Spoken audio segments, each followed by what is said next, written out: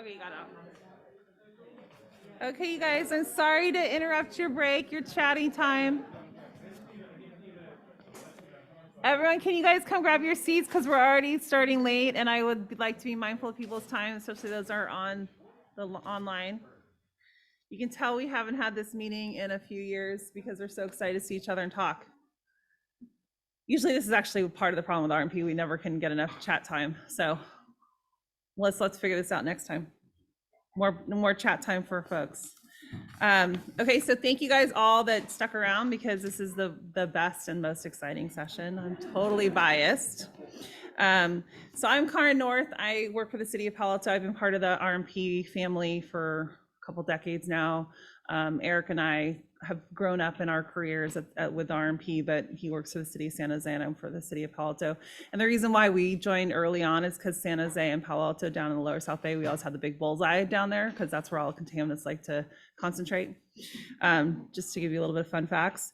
So we are today going to be talking about CECs. We've got Simona, Balan, Martin, Trinh, and Melissa Foley, and then we're going to end up having a lively discussion. And Diana Lynn's going to join us at that point in time. So Simona Balan is with Department of Toxic Substances Control. She's going to talk about managing PFAS and class-based essential use approaches. She's a senior scientist with the California Department of Toxic Substances Control, where she implements the safer consumer products regulations and leads the work on per and polyfluorinated substances, PFAS. She has a PhD from UC Berkeley, where she still teaches yoga on Friday morning. So she sees any of you guys nodding off, she's going to get you up and make you do a yoga pose.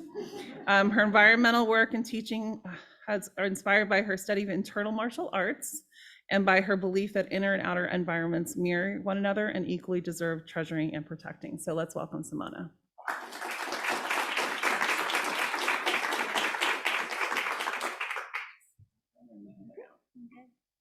All right, thank you so much for the invitation to speak, and thank you for sticking around for the afternoon session. So how many of you are familiar with per and polyfluoroalkyl substances, or PFAS? It's just a stretch break here. Raise your hand up high. Good. Keep it up if you were familiar with them 5 years ago. Okay, so much fewer people. How about a decade ago? All right, way fewer people. Okay, so clearly these are contaminants of emerging concern, but they're not emerging contaminants, right? They've been around actually for a really long time. And I actually looked it up just before this talk for comparison.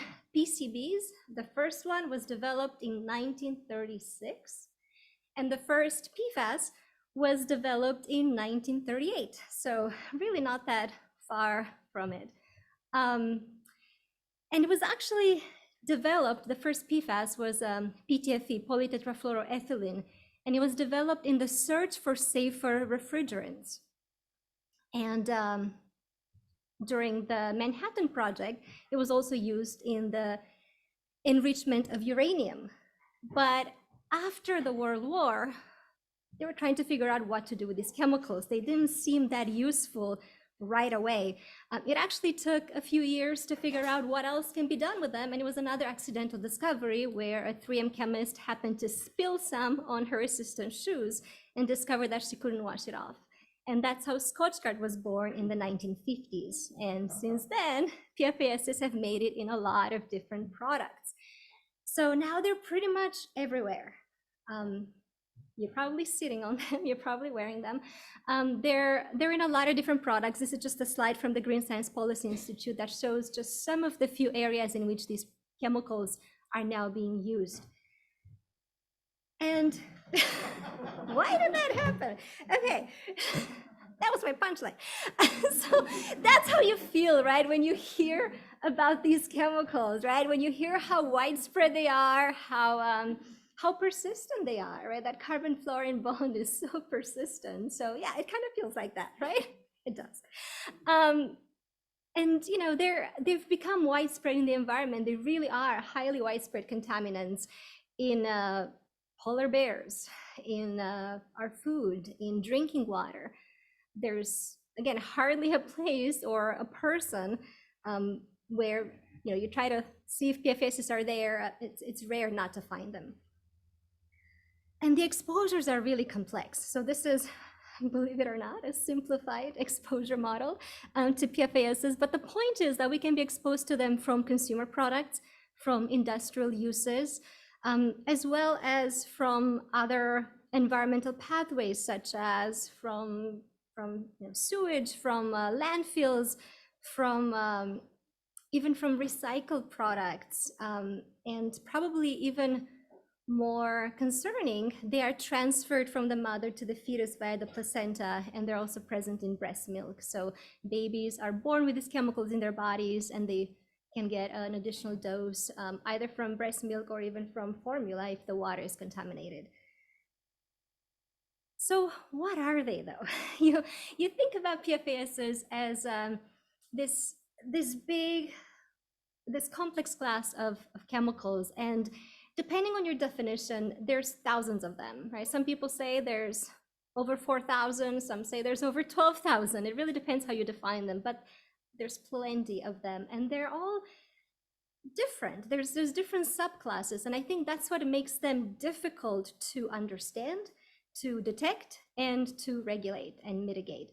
So I like to think of them as being grouped into four main classes, and these are the perfluoroalkyl acids here, or PFAS, and these are really the poster children of the class. If you think of PFOA, perfluoroctanoic acid, that's the most well-studied PFAS. PFOS is its cousin, the perfluorooctane sulfonate, and those belong to this class of perfluoroalkyl acids, plus a bunch of others. There's carboxylates, sulfonates, phosphonates, and they're also newly developed ones that are ethers, carboxyl ethers, and sulfonic ethers. And these are the best studied ones, but they're really not that many. There's probably dozens of them, but they're the ones that we know most of. The biggest group of PFASs is actually this one here called PFA precursors, because they degrade into PFAS in the environment, or they metabolize into PFAS in our bodies. So yes, PFASs are known as forever chemicals because they last a really long time because of the strong carbon-fluorine bond, but they're not all persistent. Some of them degrade into PFAS, which are incredibly persistent. Like so persistent that I think, you know, once our civilization is long gone and the aliens come and check out Earth, they're going to find PFAS. That's going to be our legacy.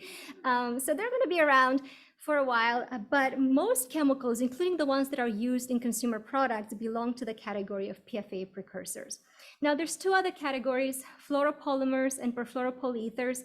Fluoropolymers are like PTFE, Teflon, the original PFAS. And those are true polymers. They don't degrade into perfluoroalkyl acids, but they've been traditionally manufactured using perfluoroalkyl acids like PFOA as manufacturing aids. And in fact, if you look at the historical contamination with PFOA all around the world, more than half of that comes from fluoropolymer manufacturing, like Teflon manufacturing. So they're definitely critical ways of contamination from fluoropolymer manufacturing or from impurities in fluoropolymers, and even perfluoropolyethers. Those are much less well studied. I haven't seen that many studies on them, but they're similar to the fluoropolymers. They just have ether linkages, oxygens in their molecule as well. So thinking of them in these four classes helps, I think, but most of the research so far has been focused on these perfluoroalkyl acids. So if you think about the hazard traits that we know of so far, and there's a long laundry list, these were found for a subset of these perfluoroalkyl acids. And yes, they're all persistent. The shorter chain ones, the ones that have 6 or fewer carbons in their molecule, are also extremely mobile in the environment. The ones that are longer, like 7, 8 or more carbon atoms in their molecule, are very bioaccumulative. And they all tend to undergo lactational and transplacental transfer, especially the shorter ones. They tend to be much more mobile, also transferring from the mother to the baby. But really I'm not sure what happened there, sorry about that. But what's really unique about them is that they're proteinophilic. They attach to proteins. So unlike PCBs and other traditional persistent organic pollutants that like to attach to lipids and are stored in fats, these ones are more found in proteins. So they're going to be found also in protein-rich organs. So some of these PFASs you might not find in the typical places where we look for them. Some are found in serum, some are not. So you really have to know what you're looking for and where you're looking for it. And also, kind of surprisingly, they are able to cross the blood-brain barrier. And that was a study by the NIHS that found that. First, it was found in polar bears, but I think this is probably true for humans as well. So what our director at DTSC said once is, all roads lead to PFAS. Like, it kind of is true that this subset of PFASs that we know a lot about, they're connected to all the other PFASs out there. So of course, some of them are perfluoroalkyl acids, but the majority of PFASs degrade into perfluoroalkyl acids, or maybe transform into perfluoroalkyl acids when combusted, or they have perfluoroalkyl acids as manufacturing impurities and can release them over the life cycle of the product that they're used in.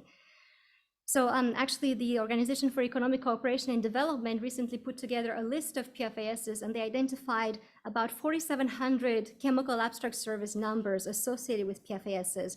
And out of those, over 80% were suspected to be PFA precursors, to either degrade into PFAS in the environment or to metabolize to PFAS in our bodies.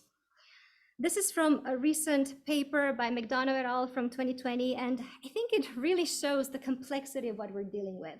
So I know there's a lot in here, but in the little circle here, in the inner circle, these are the perfluoroalkyl acids that we think of as the forever chemicals. These are the ones that don't degrade. But these are the ones that we're finding in the environment. They're widespread in the environment, and they are PFA precursors. They degrade into these PFAs. But where do they come from? Well, these are typically not used in products themselves, but they come from these other PFA precursors here that are used in consumer products or in manufacturing, and they're found at contaminated sites. So there is a range of intermediates that can be found in the environment from these PFASs that are used in products. And you'll hear that there's really only a few hundred PFASs that are used in commerce. That's true. But those hundreds degrade into hundreds more, and that's how we end up with that list of thousands of PFASs out there. And we can be exposed to these PFAS from precursors either directly from the environment, so these precursors convert to PFAS in the environment, and then they enter our bodies as PFAS. But we could also ingest or inhale precursors, and they convert into PFAS in our bodies. And that may actually be worse for our health.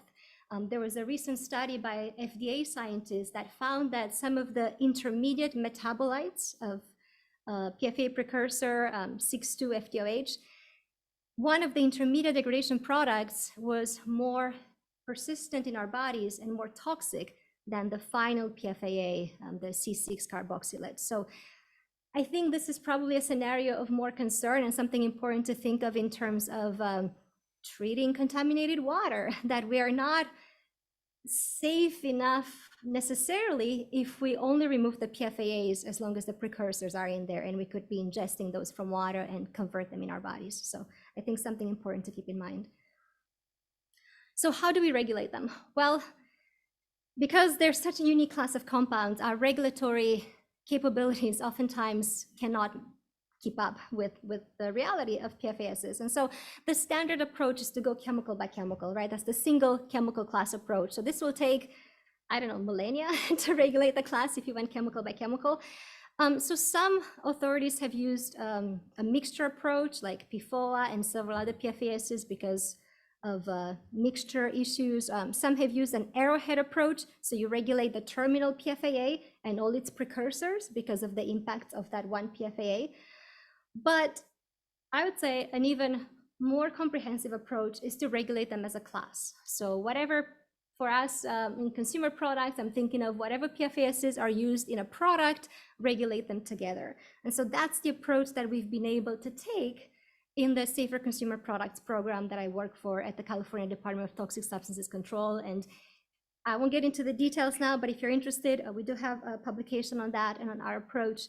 But just briefly, what our framework allows us to do is to identify priority products, which are product chemical combinations, consumer products that contain one or more so-called candidate chemicals, which are on our list of candidate chemicals. Again, I'm not going to go into detail there, but the important thing is that when we identify a priority product, we only have to show two things: that there is potential exposures to a candidate chemical in the product, and that one or more of those exposures have the potential to contribute to or cause significant or widespread adverse impacts to either humans or the environment.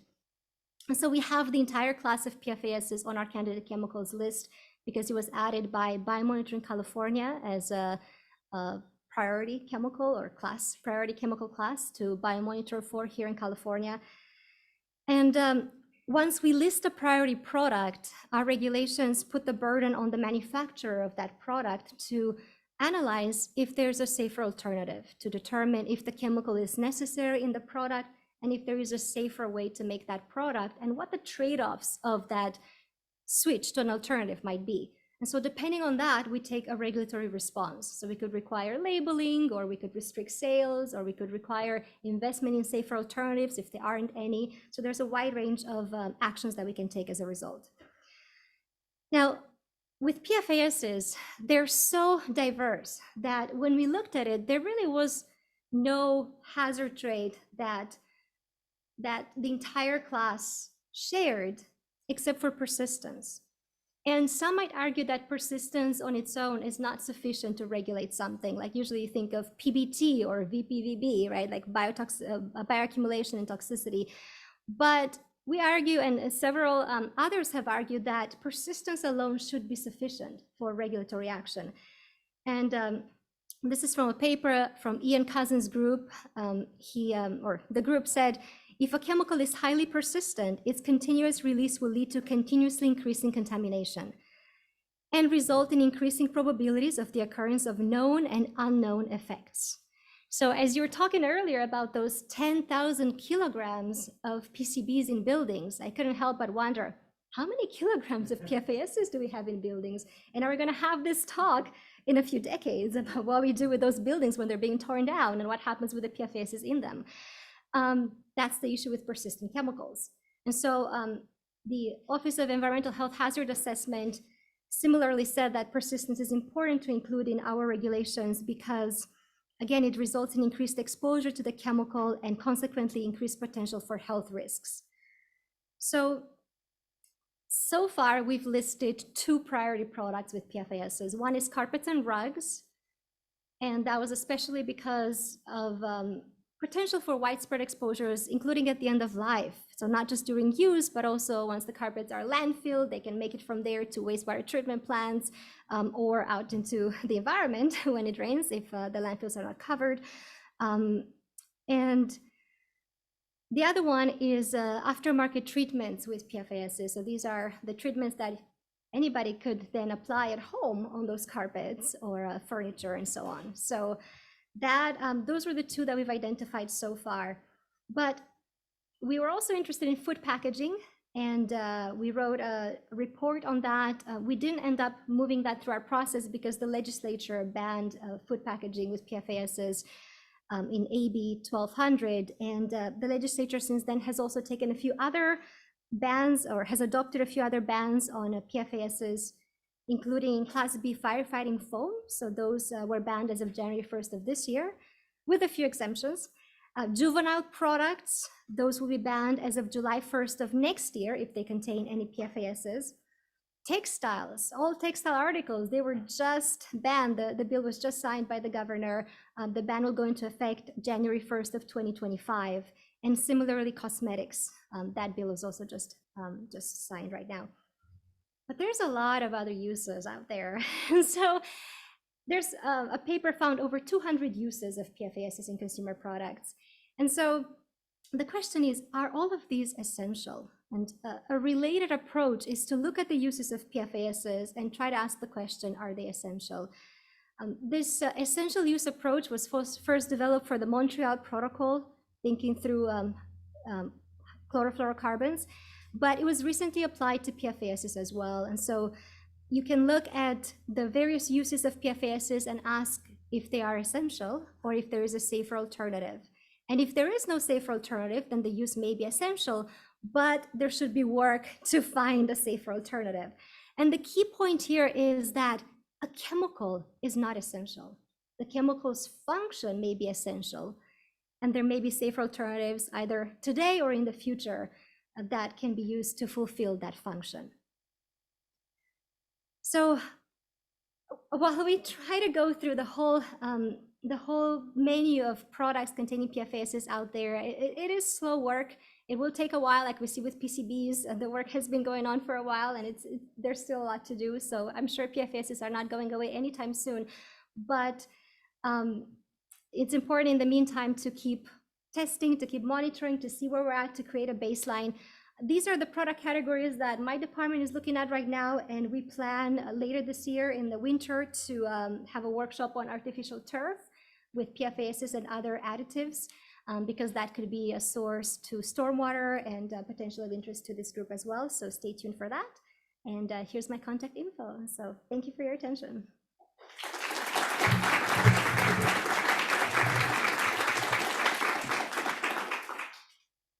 Okay, similar to sediment, because we started a little late, we're going to just hold all the questions till the very end. I think it's probably the most efficient way of doing it. So next we have Martin Trinh, who's from San Francisco Estuary Institute. He is an environmental analyst for the Clean Water Program and Bay Regional Monitoring Program at SFEI.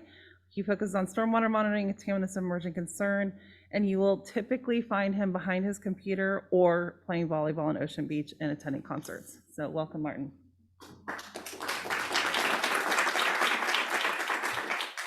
Hi, thank you for the introduction, Karin. I want to say I didn't add the behind the computer part. It's just that she's seen me only online for the better part of a year. So it's really great to be here in person and meet all of you. Like I've seen many, I've exchanged emails with many of you and seen you in a lot of meetings. So it's really good to just see everyone in person and be part of this great community. So again, my name is Martin Trinh, and I'm an environmental analyst at SFEI. And today I'm going to be talking to you about the RMP's recent findings on PFAS concentrations in ambient surface water in San Francisco Bay. So before I start, I really want to give a thank you to the Emerging Contaminants team for being so welcoming and so exciting to work with. When I joined SFEI last year as a fresh-faced undergrad, the CECs and stormwater teams really took me under their wing. I happened to, when Simona was talking about, who's heard of PFAS 5 years ago? I didn't know about PFAS 5 years ago. And here I am working on them, presenting on them. And it's only because I have the help and support of this team. And I was really glad to help on this report and presentation.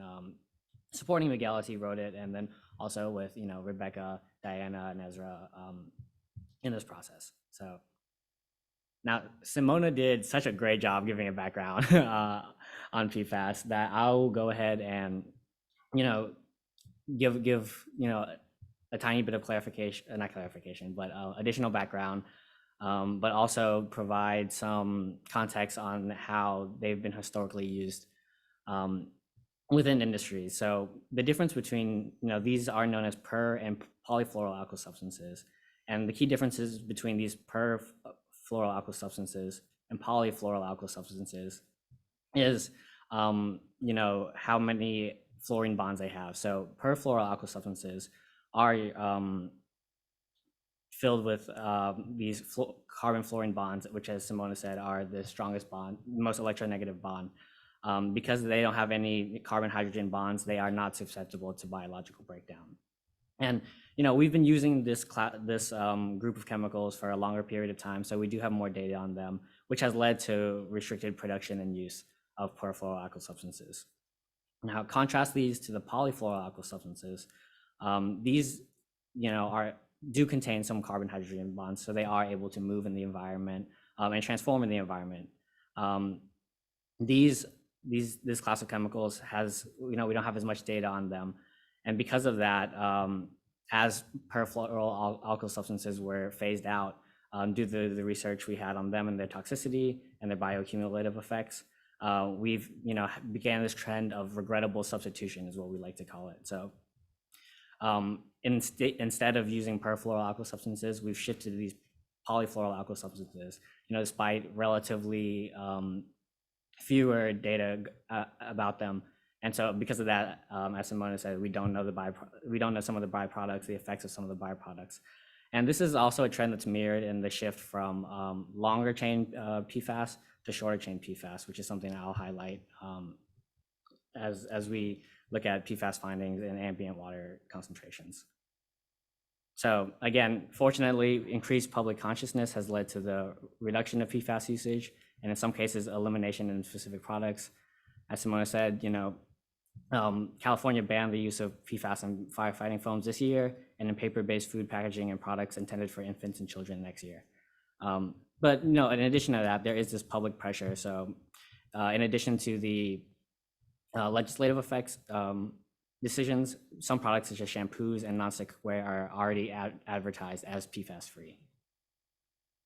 So again, we are extremely concerned with PFAS, not only because of their persistence, but because of their bioaccumulative effects. As Simona mentioned, they are proteinophilic, so they, unlike the PCBs and other legacy contaminants which attach to fats, these PFAS will be found in the blood, brain, liver, and other organs. And again, it is concerning how they can be transferred maternally through eggs and birds, and in mammals through placenta and milk. And again, there are a variety of toxic effects associated with these PFAS.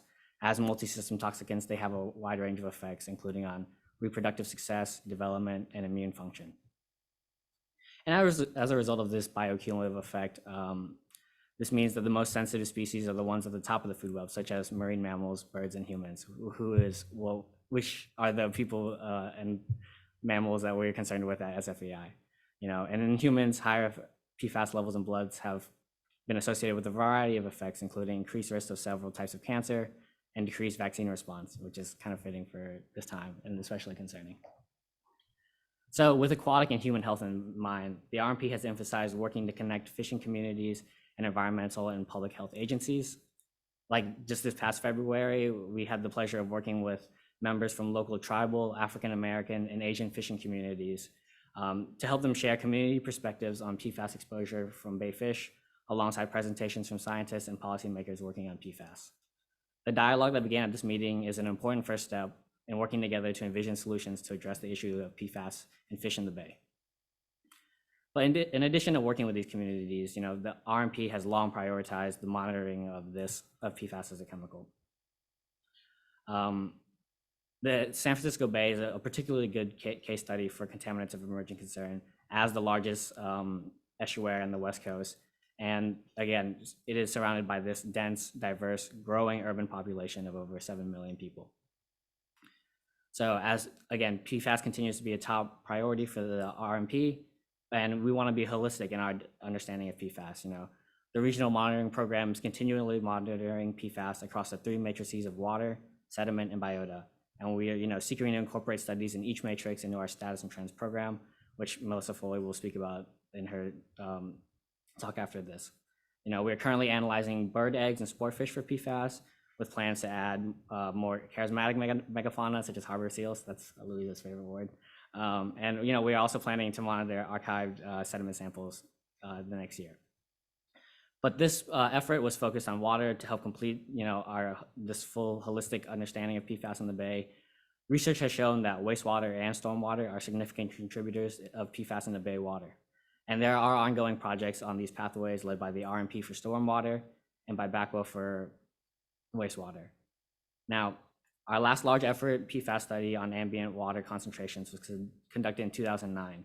And with a better understanding of PFAS sources and loadings through wastewater and stormwater, as I mentioned, we underwent a larger, more comprehensive monitoring effort last year in 2021. So before I get into the 2021 study, I'll give a quick overview of the 2009 study and how it has helped inform, the pros and cons of it and how it's informed future efforts. So our 2009 study monitored 13 PFAS and 4 PFAS precursors at one site in each of the 5 sub-embayments. The highest concentrations of PFAS were observed in the margins.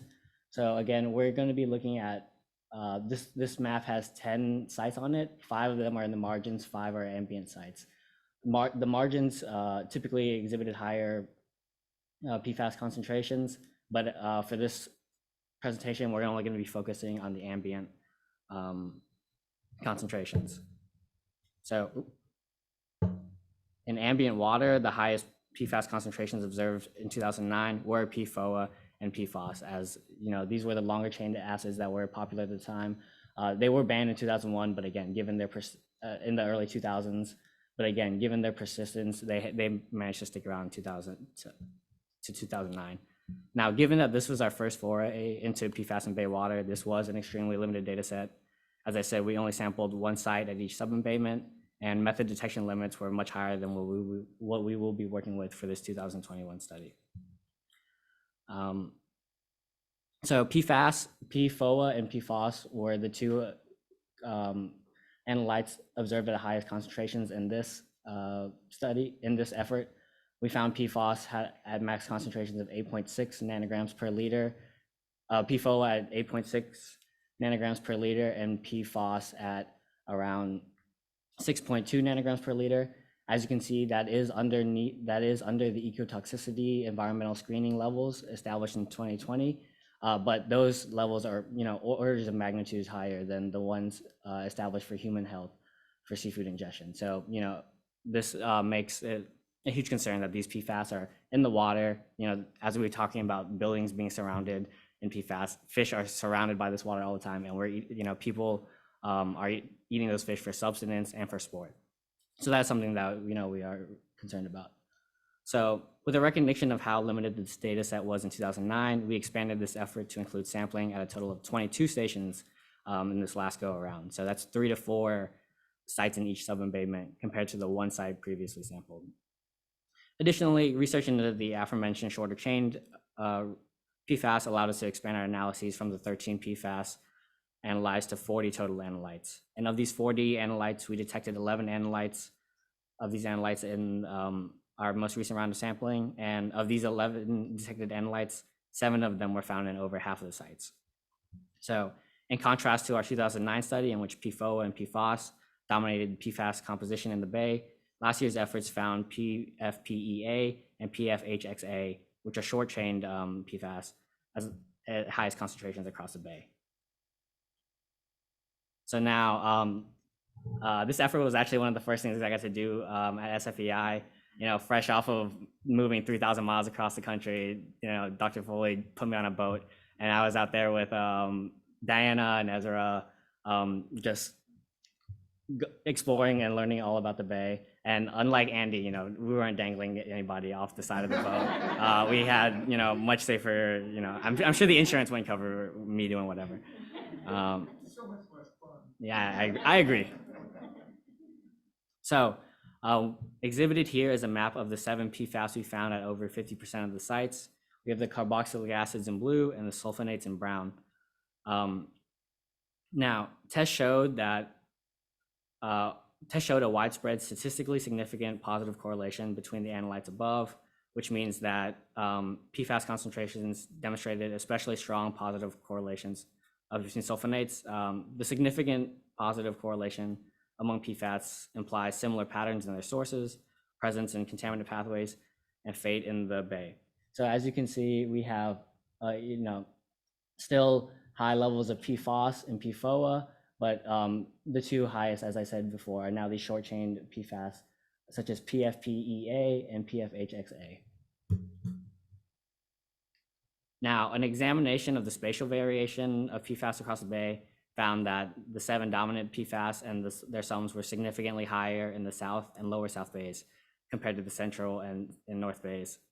This is a pattern we see across a lot of contaminants, and we know that there are a lot of factors at play, but it's some of that is due to the bay's unique hydrological characteristics and dilution patterns, which lead to higher observed concentrations of many contaminants in the South and Lower South Bay. This trend is consistent with the influence of both wastewater and stormwater as contaminant pathways for PFAS. Stormwater concentrations from samples collected in 2010 and 2011 had elevated levels of PFAS compared to those in surface water. Likewise, recent bay wastewater effluent measurements have shown a sum of PFAS roughly 3 times higher than those found in the surface water. I know that you can see this really dense cluster of bigger circles in the Lower South Bay. Don't be too worried about that. That's just because our sampling design is such that we know, again, there are slightly higher concentrations observed in the Lower South Bay, so we are biased in the sense that we are monitoring more sites there, and that this subabatement is just smaller in comparison to most of the bigger ones. So that's why you see that kind of density. So again, not something to immediately be super worried about. And here we have the map of PFOA concentrations again in 2009, and another map, the map of PFOA concentrations from our recent effort. And I do want to say that these legends are a little different, so you can disregard the magnitudes. The most important part of this comparison I'd like to show is the fact that we do observe the same spatial patterns in the sense across the two temporal points, in the sense that again, most of these PFAS are going to be found in the South and Lower South Bay.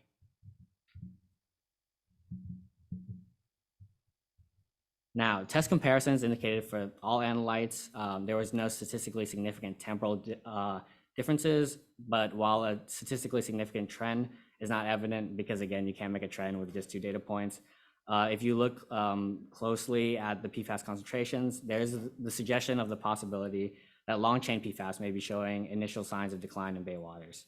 So 3 long-chain PFAS, PFOA, PFNA, and PFOS, showed lower maximum concentrations in ambient water samples in our latest round of sampling compared to the concentrations observed in 2009. So as you can see, PFOA had a max concentration of 8.6 nanograms per liter. That went down to 3.2 in this round. PFNA was observed at 2.4 nanograms per liter. In 2009, the highest we found it at was 0.6 nanograms per liter. Here in 2001, a similar trend was noted for PFOS as well. In contrast, for 2 of the short-chained PFAS, PFPEA and PFHXA, they were found at lower concentrations in 2009 and higher concentrations here in 2021, which suggests that there is a slight, there could be slight increases of the presence of short-chain PFAS. Additionally, you see for PFBS and PFHXS, again, 2 short-chain PFAS that they were barely detected in 2009, but have been detected at much higher level with much higher frequency here in 2021. And this increase of short-chain PFAS from 2009 to 2021 could coincide with their rise in use as replacements of long-chain PFAS. But again, because the 2009 study only included 5 samples, any apparent increases or decreases in concentration should be viewed with caution. As we compare total sum PFAS concentrations in each sub-embayment in 2009 to 2021, we do see a perceived increase in total PFAS in the bay. However, we have to keep in mind that there are a variety of factors that could be contributing to this observation. Firstly, analytical methods have greatly improved in the 12 years separating these efforts.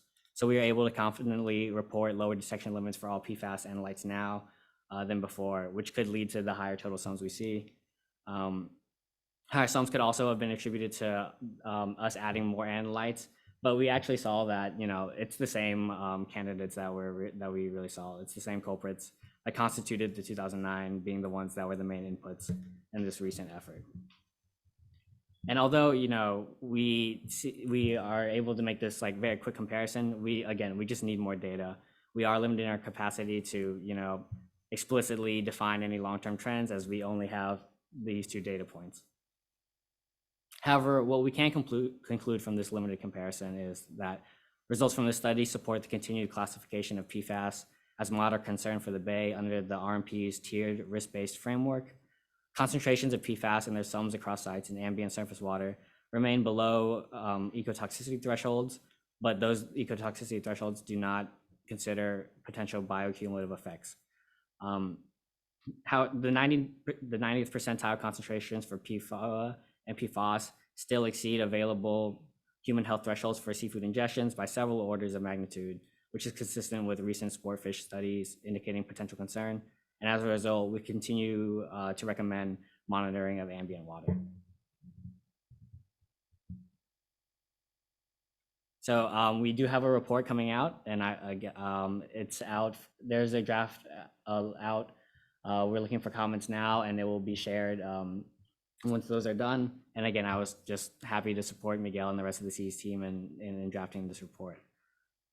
As this project wraps up, the RMP will continue to monitor PFAS and other matrices and efforts. So stormwater monitoring has just been completed for a multi-year screening study, and we're now analyzing that data. Additionally, as I mentioned before, we're currently analyzing archived sportfish samples to fill in gaps, again, like we did for this study in the limited sportfish study we conducted in 2019. And we've also just wrapped up sampling bird eggs. And again, we'll be adding harbor seals and harbor porpoises to inform future status and trends monitoring design. And I just want to end with, like, again, on a more hopeful note, just this past Friday, as Simona has mentioned, Governor Newsom just signed 2 new PFAS-related bills into law. It is just super encouraging to see these management decisions happen because of the way that, you know, our monitoring continues to inform these legislative decisions, and that these legislative decisions, you know, help continue to track how our efforts have been able to help. And on that note, I can open this up for any questions if there's time.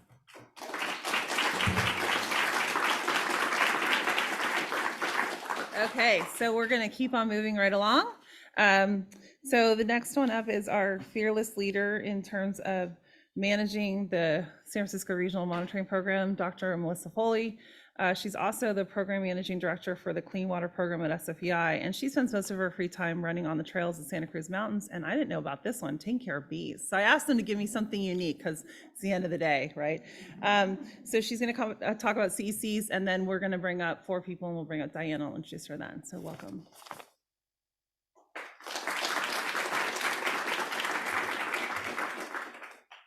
Great, thank you, Karin. Yeah, so I'm going to continue on this CECs theme and broaden it a bit from PFAS and give an update on our efforts to incorporate CECs into our status and trends program. And if there's time, I'll end with a short program update as well.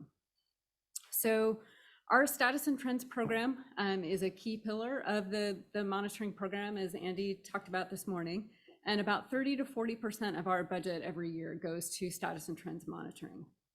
And so it's really important to us that we review the program every once in a while to make sure that these data that we're collecting are answering the key management questions and addressing management needs for the program.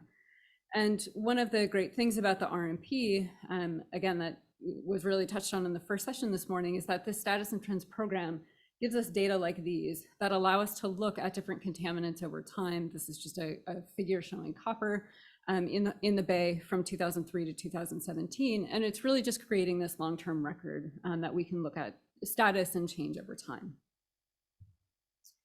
We have a number of management questions that help to guide our status and trends design.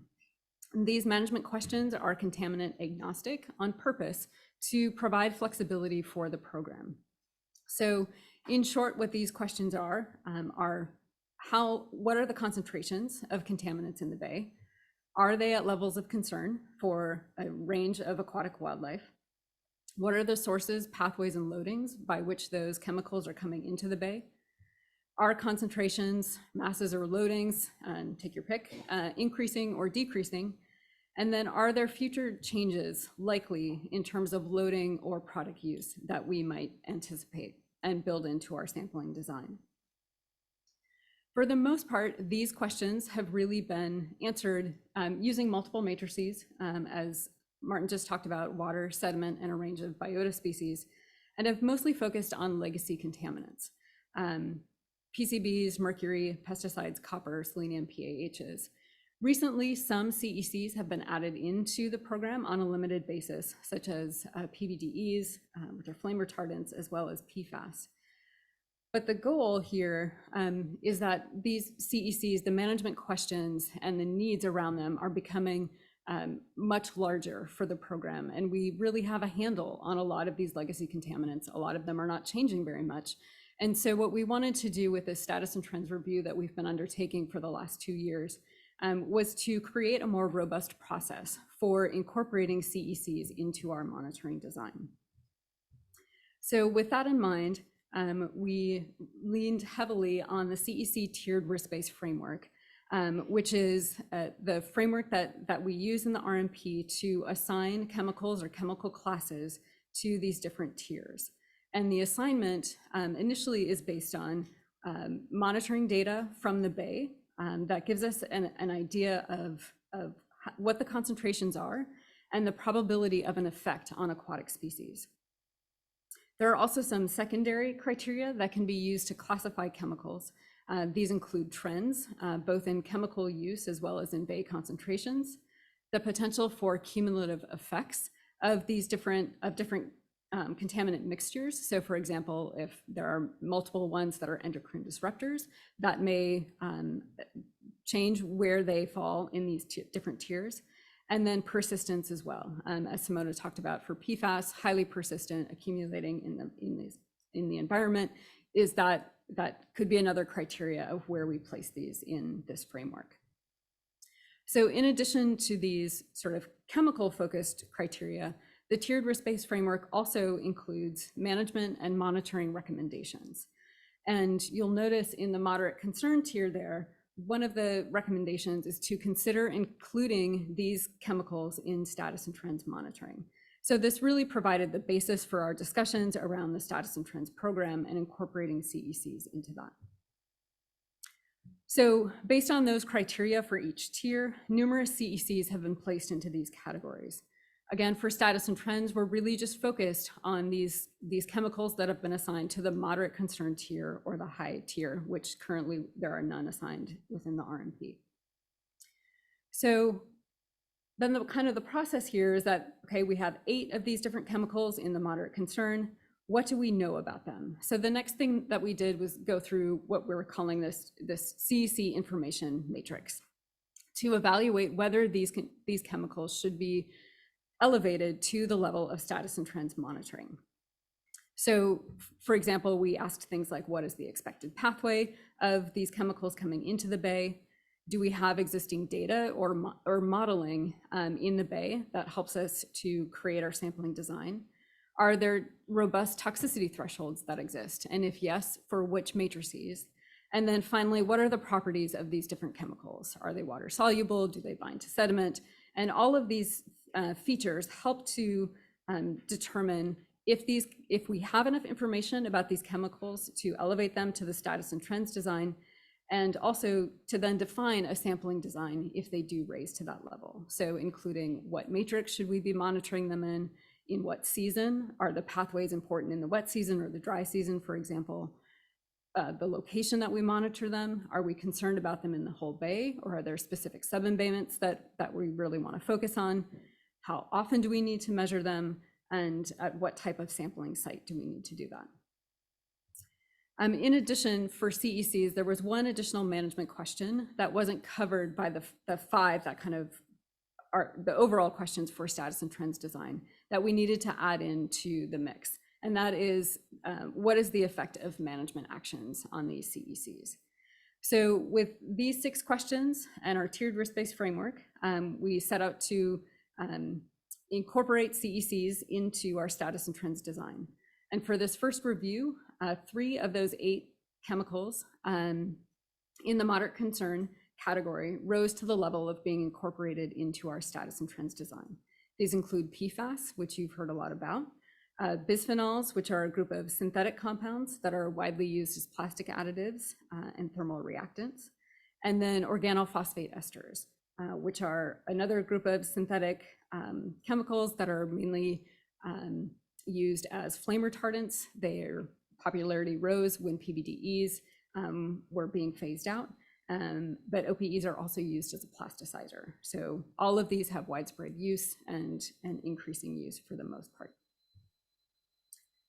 So for each matrix, then we looked at these 3, and we have a draft design that adds these into the different matrices of our status and trends program. For water, we're including all 3 of them. So PFAS, bisphenols, organophosphate esters. We started this sampling in 2021, actually, and collected samples through the whole bay. We started a pilot to look at these chemicals in both the wet season as well as the dry season, knowing that stormwater is an important pathway. And the other thing that we're adding for these CECs in particular is targeted nearshore sites that are close to the pathways where we expect concentrations to be highest coming off of urban land uses. Then for sediment, the focus here will be on PFAS and likely bisphenols throughout the whole bay, and again, adding in near-field targeted sites close to the pathways. And with those near-field sites, along with our margins and our ambient bay or deep bay sites, it provides us sort of that gradient, that continuum across the bay from close to sources out into the bay. For our biota species, for bird eggs and for sport fish, the focus there will be on PFAS at the moment. We have done some PFAS monitoring in both of these biota species, but it's been limited. So we'll be incorporating this more fully into our design in the next rounds of sampling. And then we also have a couple of pilot biota species that we will be piloting over the next couple of years. The first one is preyfish, focusing in central, south, and lower south bays at some targeted sites, as well as marine mammals, as Martin mentioned, and getting those samples opportunistically wherever those animals are found. The other part of this status and trends review and redesign and the incorporation of CECs was to provide some overlap between these matrices. And in our existing status and trends program, before we did this review, there was some degree of overlap.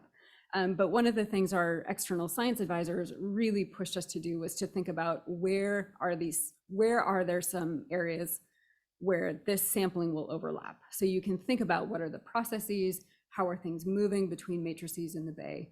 And so just these 4 blue circles here are just highlighting some of the areas where there is going to be overlap in our design across water, sediment, preyfish, sport fish, as well as marine mammals.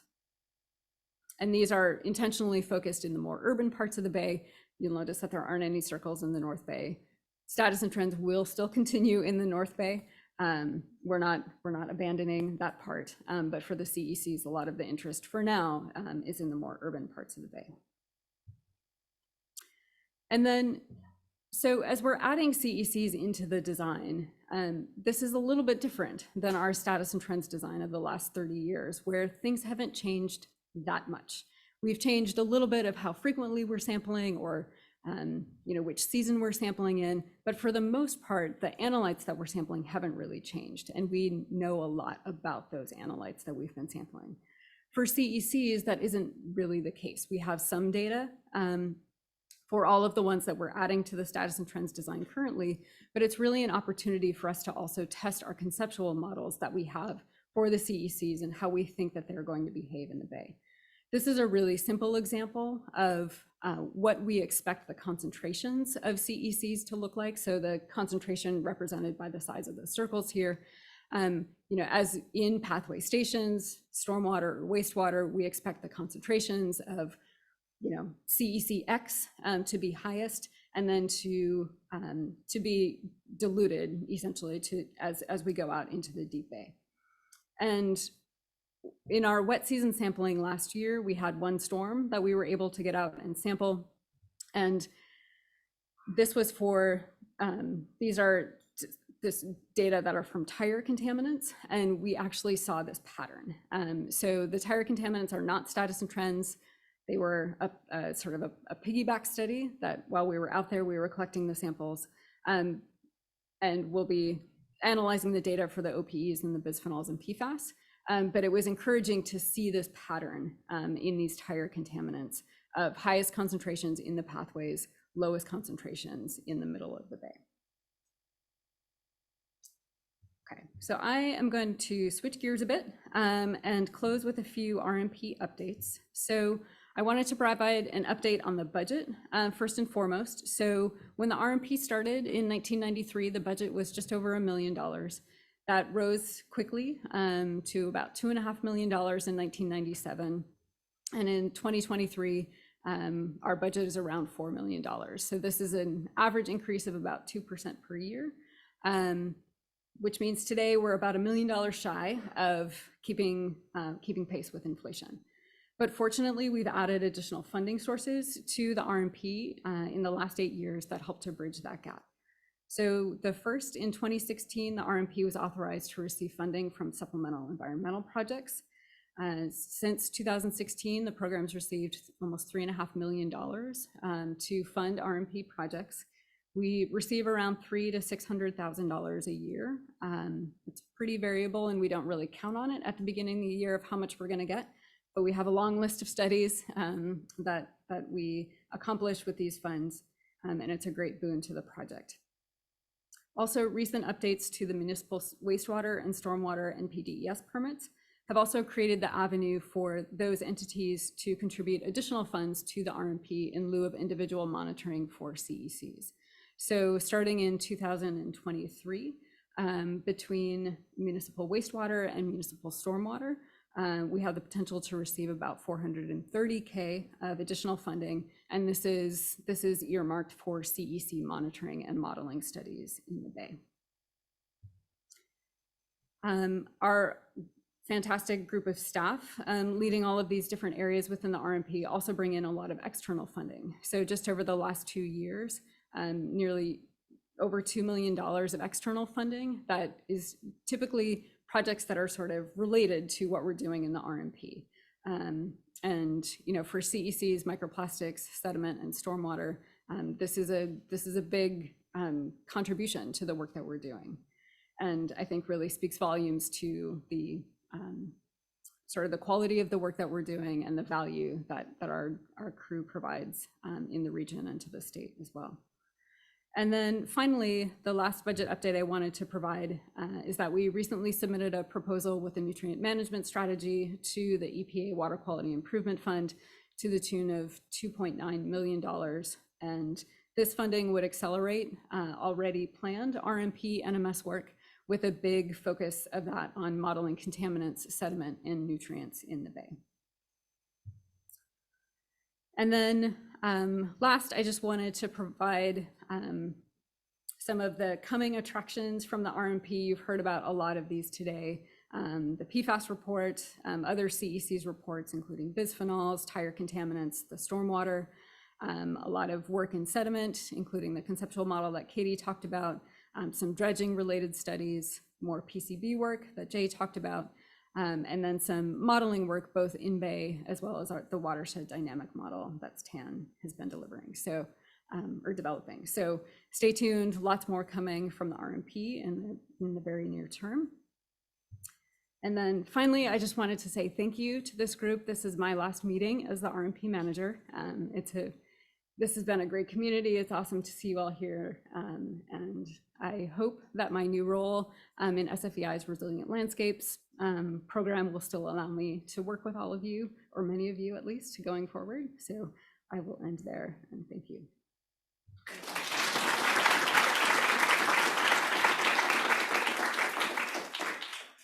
All right, so now we're going to have everyone come back up, and also we're going to include Diana Lynn. Diana leads the microplastic focus area for the RMP and also leads investigations for other emerging contaminants in wastewater and PCB monitoring and passive sampler. And then the other hat, like many of us wear, is that she is the proud mom of a 4-year-old energetic boy. So oftentimes you can see him on her slides because she includes them. And always thinking about chemicals and plastic that he is being exposed to and releasing into the environment. So we're just super excited to have all of these 4 people here. And this is the time for you guys to pepper them with questions. CECs, perfluorinated compounds, microplastics, you name it. Melissa, just for the audience sake, it was mentioned previously, but I don't think everybody here understands what supplemental environmental project means. Yes, so those are discharge or violation funds that the RMP was authorized to receive. And so when the water board issues a violation, the discharger has the option to contribute about half of their fine to the RMP. And then the studies that are chosen are, they're related to the violation, and just sort of, that's the opportunity.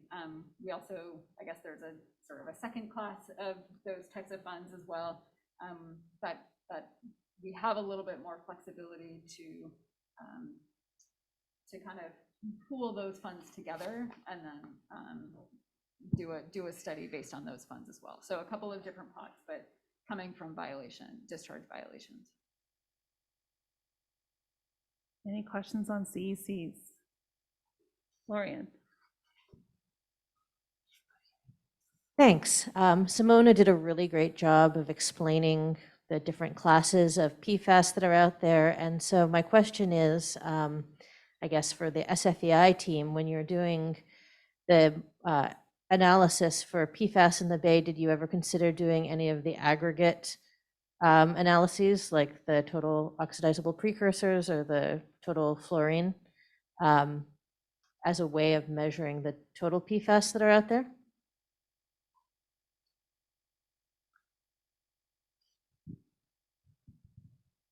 Yeah, that's definitely something that we recommend for ongoing monitoring, is to include analysis like the total oxidizable precursor analysis. And Becky, do we have a top study in? Yeah, Becky was just saying that we do recommend a special study on top that will be upcoming. All right, Don. Okay, this is a question for Simona or anybody up there. Sort of based on the production histories and usage and stuff like that.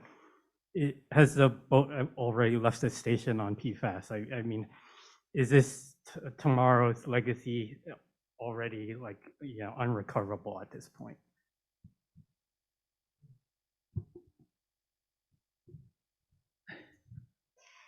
That's a tough question. I mean, in a way, yes. These chemicals, they're so persistent.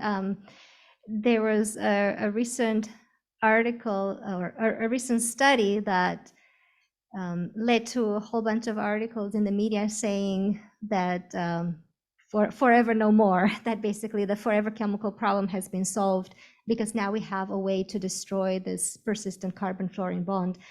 And it's true that we've made a lot of advances in learning how to destroy these persistent perfluoroalkyl acids, and we have ways to remediate them. but the scale of the problem makes it really impossible to remediate everything, right? Like they're absolutely everywhere. They were found, on Mount Everest. They were found in rainwater at levels of concern. So it's not going to be possible in the short term to remediate the contamination. But that doesn't mean to say that, things are hopeless. Like if we start turning down the tap, if we become aware of the areas that have the most, the highest concentration, and we focus on remediating those, and remediating the contaminated water, the drinking water that has impacted a lot of people, then that's a great start, right? We can become aware of the problem and slowly over time fix it, but it's not going to be a quick fix. It's not going to be an overnight fix. I don't think it's going to happen in my lifetime, I guess. But we're starting somewhere, and that's all we can do. Like we see with PCBs, it takes a while. It takes, like I say, we have to be more persistent than PFAS is to solve this problem. Thank you for the presentation. Sorry. And I have a question for Simona and one for Martin. So, the diagram that you showed that it breaks down and then goes into PFAS, which is very persistent in the environment, right? So when you are talking about regulating these chemicals in the environment, are you starting at the top, which is eventually break down and come to the final persistent one, or are you just looking at the persistent? So if you're talking about my program, Safer Consumer Products, we're regulating the entire class. So we're looking at what's used in consumer products, which is typically either, I didn't specifically mention these, but side chain fluorinated polymers. Those are a type of PFA precursor. And they're basically a long polymer that has these fluorinated chains attached to the side, and those cleave off and become PFAs. Or there could be fluoropolymers like PTFE. So we address the whole class. But that's not the approach that everybody's taking. So if you're thinking about regulations for drinking water, for instance, or for environmental contamination, those have been focused mainly on these perfluoroalkyl acids, and typically just PFOA and PFAS or a few others. But then eventually they would have to, because those compounds will break down and come to the, so yeah, eventually they would be just dealing with the final product, right? If they can start at the very beginning and try to eliminate those rather than waiting till it breaks, so maybe that's what I think, like what you guys are doing. But I just, and that the next question for Martin, I was thinking that the thing that you showed that you made measurements of PFAS along the, and you said that we should not pay that much attention regarding something. But I was thinking with the concentrations that you were showing, they were moving they were bigger and then they were getting smaller.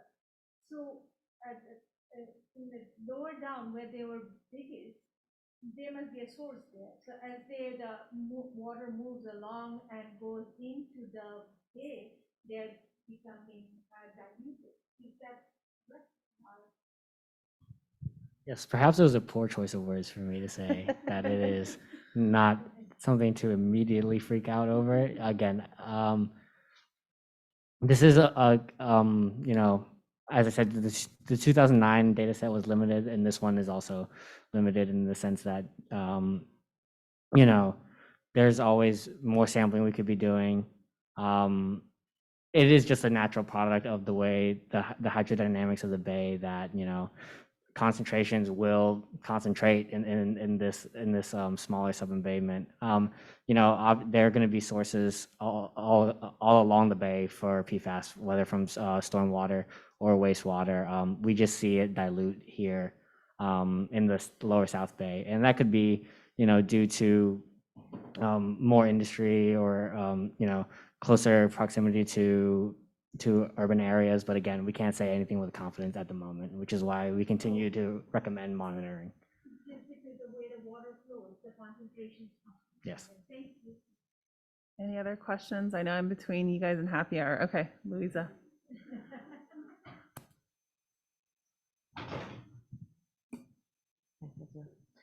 As Martin mentioned, I'm really looking forward to seeing the results of the measurements from SEALs, our charismatic megafauna for San Francisco Bay in the world of PFAS.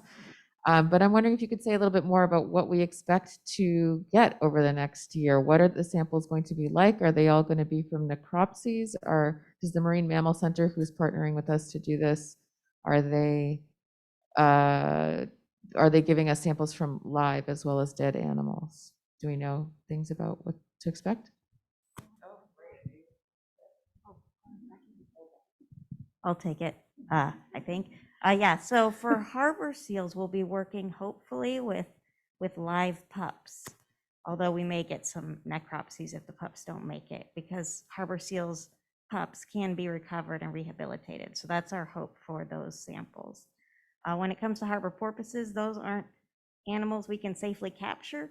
So those will be necropsies of recently deceased individuals.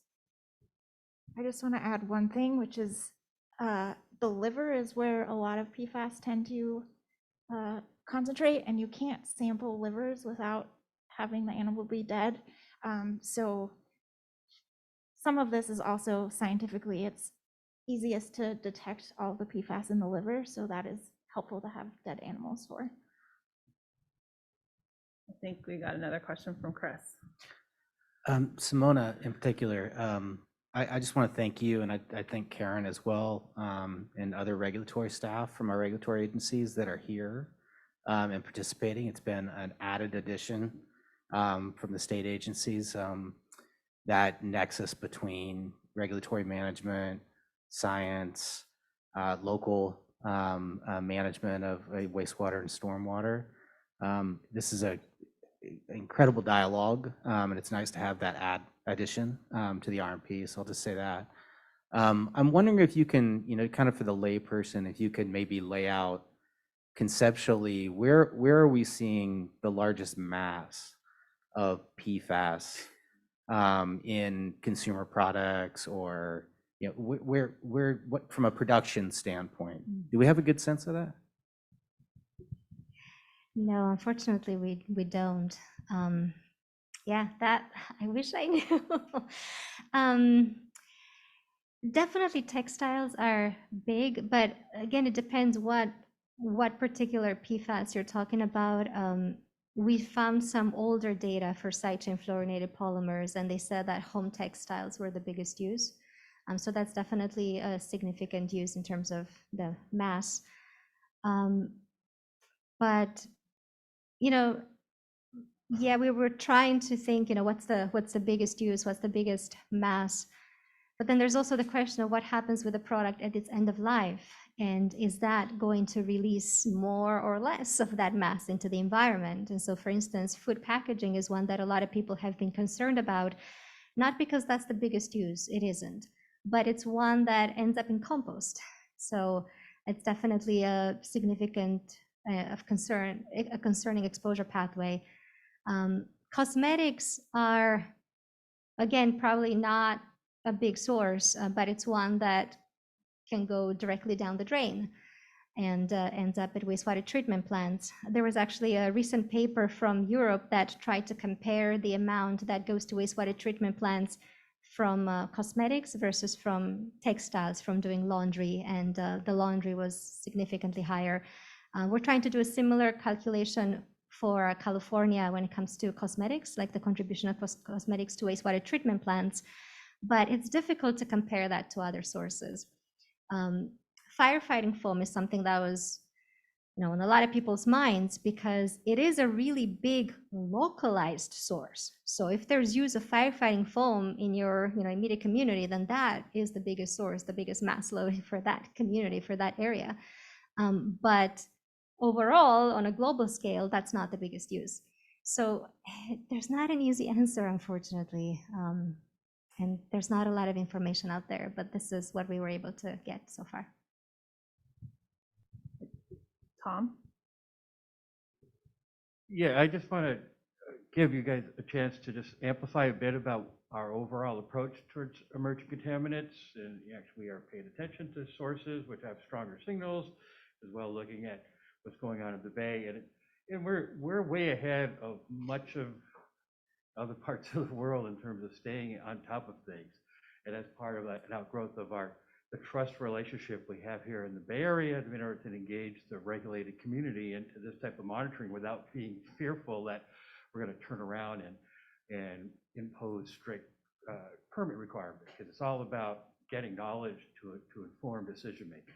So the one thing I want to also, the question though, is just expanding it, because Melissa, you pointed out what's forthcoming is like the bisphenol report. And just to maybe you can answer this, or I know Becky is the expert, that we don't just look at bisphenol A, we look at in the concept of regrettable substitutions, and guess what we have found? And you maybe give a quick recap of what is about to be reported. That we're not just BPA free, it doesn't necessarily mean a good thing. Sure, there's a draft report out now for review. If anyone has gotten it or would like to check it out and give us a few comments before we finalize it. What we're seeing now is bisphenol A out in the Bay. We also find bisphenol F as in Frank and bisphenol S as in Sam, and these are well-known alternatives that probably have the same concerns and toxic impacts, potentially, co-exposure to our wildlife. So this is the classic regrettable substitution story that Martin was referring to earlier. Interestingly, there's a few hints of other bisphenols in our wastewater and stormwater pathways. These, like Melissa was talking about our conceptual model, the pathways often have higher concentrations compared to the more dilute levels in the Bay. So we like to pay attention to our pathways because that's where you might get the early indication of another regrettable substitution. Okay, we've got a couple more questions at Jay, and then we'll take your question too. I have a question for Simona. We've been monitoring PFAS and, well, other PFAS in bay fish, but PFAS is the one of concern, and we've seen it at levels of, bordering on levels of concern based on thresholds other states have developed, but California doesn't have one yet. But my question for you is, would you predict that PFAS levels in the Bay food chain would go up or go down or stay where they are over the next, 10 or 20 years? I'm sorry, just to clarify, like PFOS levels or whole PFAS, the whole class? PFOS. I would expect that to eventually go down because there are no ongoing uses of PFOS. So eventually it'll have to go down. I don't expect it to increase. I'm wondering about the PFAS and the breakdown products. Do they end up as PFAS? So they shouldn't, and I say shouldn't because so EPA had this stewardship program that focused on long chain PFASs and their precursors. So they worked with the manufacturers to transition from long chain PFA precursors. And so in theory, those shouldn't be used anymore. Now, I'm not sure if that really is the case everywhere. Like I was surprised recently to talk to a manufacturer and learn that they were using, or they said they were using a long chain PFA precursor. And there may be some uses that are still allowed, but we just don't have that information. I think it's unlikely that there's still PFAS precursors. PFH excess may be more likely. That is considered a long chain just because it is, even though it's 6 carbons, it is bioaccumulative. So that is one that, they transition from PFOS to PFH excess, but it's similarly bioaccumulative, and they eventually transition to PFBS, which is a short chain and it's not bioaccumulative. So I would expect maybe PFH excess levels might continue to go down, but PFOS probably not. But we have imperfect information, and that's a problem. There was this one other bill here in California, AB 2247, that Unfortunately, it didn't pass, but it would have required reporting of PFAS ingredients in products, and it would have been, really difficult to get and manage that information. But the point is that information is not available. There is one state, Maine, that passed a similar law, and they may be starting to soon get this kind of information, so we'll be able to see what PFAS are being used in what products. But yeah, it will. Yeah, it's difficult. I'm sorry, I can't give you a clear answer. I don't expect PFAS levels to go up, but I don't have perfect information. Okay, I think this is our final question. Okay, Maggie Monahan with the San Francisco Water Board. Related to the regrettable substitutions conversation we've been having, I was just wondering if the new bills that were just passed have anything related with like a similar approach to the Safer Consumer products of doing an alternatives analysis before, they're banning the use, but then what are they going to be replaced with? And if that's being incorporated more, that approach more at the front end versus waiting for the chemical to get on the list for the Safer Consumer products and then do the alternatives analysis.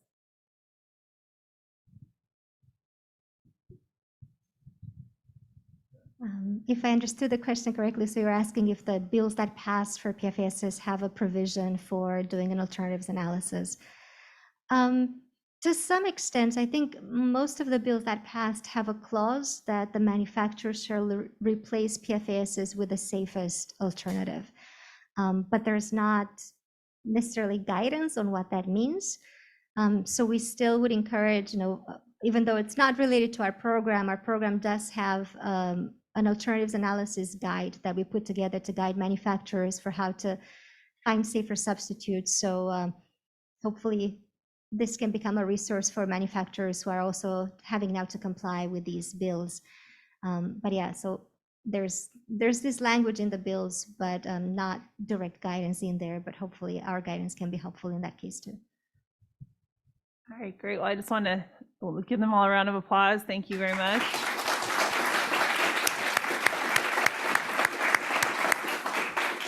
And then Tom Emily's going to come out and do close out and tell us where to go. Or who one of you guys are. I don't know who, not me. All right. Well, thank you again, everyone, for coming, both in person here as well as joining us on Zoom. A couple of things for the folks here. Please return your name tags to the registration table. Everyone who attended online and in person will receive a survey in the next couple of days. Please fill that out and get it back to us. And then also let us know if you want a hard copy of the pulse. That is in the survey. So if you fill out the survey, we'll send you a pulse if you want. So that's the bonus prize. And then also we are gathering for a post-meeting social for those of you who are interested. Sorry, Zoomers, we're meeting at the Study Hall Rooftop Lounge. So that blue star is where you are now. The circle red dot is where we're going. So take your pick, but go around the block and go to the 12th floor of the Residence Inn on Center Street. So I think those are all the things. Thank you, everybody. Thank you, all the speakers, and we'll hopefully see you next year.